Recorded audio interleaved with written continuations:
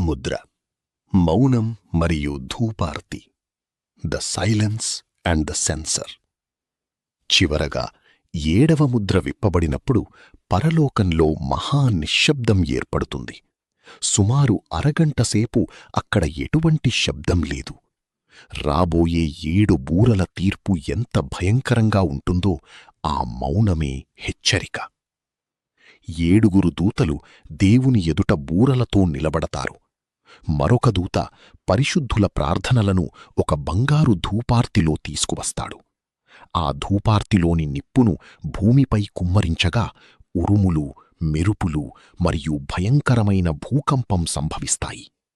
ముద్రల కాలం ముగిసి బూరల తీర్పు ప్రారంభమవుతుంది. ముగింపు, ద ఫైనల్ కాల్.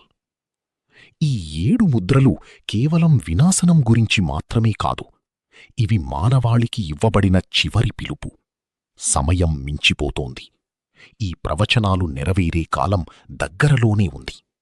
కాని ఈ వినాశనం మధ్యలో కూడా గొర్రెపిల్లయైన యేసుక్రీస్తు రక్తం మనల్ని రక్షించగలదు. మీరు సిద్ధంగా ఉన్నారా? మెలకువగా ఉందాం, ప్రార్థిద్దాం, ఎందుకంటే ఆయన త్వరగా వచ్చుచున్నాడు.